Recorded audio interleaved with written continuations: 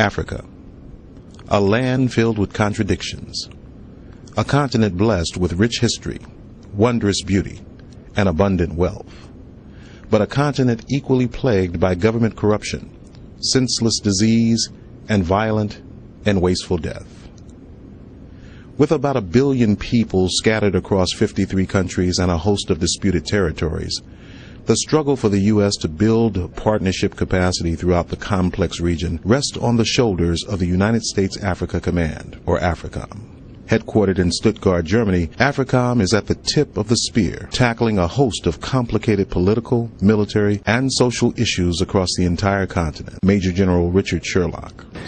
Well, the mission of Africom really is to work with our African partners, work with our other U.S. government agencies and our international partners to really grow African capacity to provide their own security, to provide their own stability, to enable the other parts of growth that really need to continue to occur in those countries. He says sustained security cooperation and engagement throughout Africa is the key to his organization's success in the region. And one instrument making a difference is the International Military Education and Training Program, IMET. We need to have a sustained relationship, a long-term relationship with our African partners.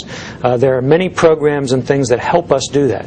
For example, international military education and training is a major factor for us because it not only helps educate and grow capacity in African nations, but it also brings African military professionals to the United States in many cases that shows them what the military's role is, kind of helps show them what right looks like, if you will, by being in a U.S. school, seeing what we study, seeing how we interact with our government. With only 2 years in existence, Africom works in concert with other U.S. government agencies and international partners, leveraging a variety of unique cooperative programs, and DSCA has certainly proved essential. Well, DSCA has been very helpful in helping us get stood up. We're only a little over 2 years old as a COCOM, and our working relationship with DSCA has been a very positive thing for us. We're able to have an open dialogue with the different agencies in DSCA and with our partners here, so that you understand what our thought processes are and what we're seeing.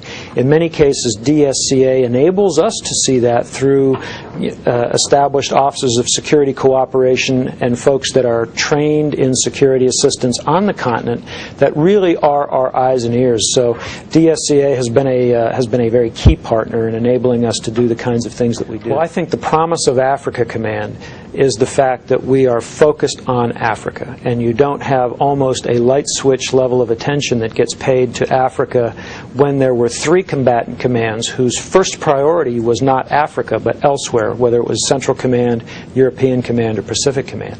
And so prior to Africa Command, you had focus and programs established on Africa until something would happen elsewhere in areas that were more central to their European Command's area of responsibility or Central Command's area of responsibility, and then all of that attention and activity would get whisked towards whatever that crisis was.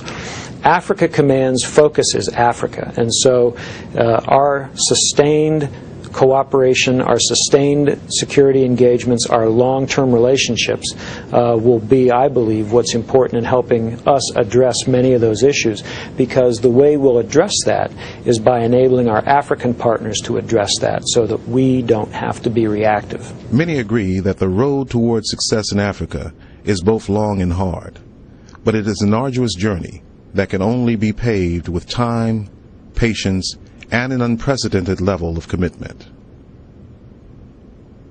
Reporting for the Defense Security Cooperation Agency, this is Charles Taylor.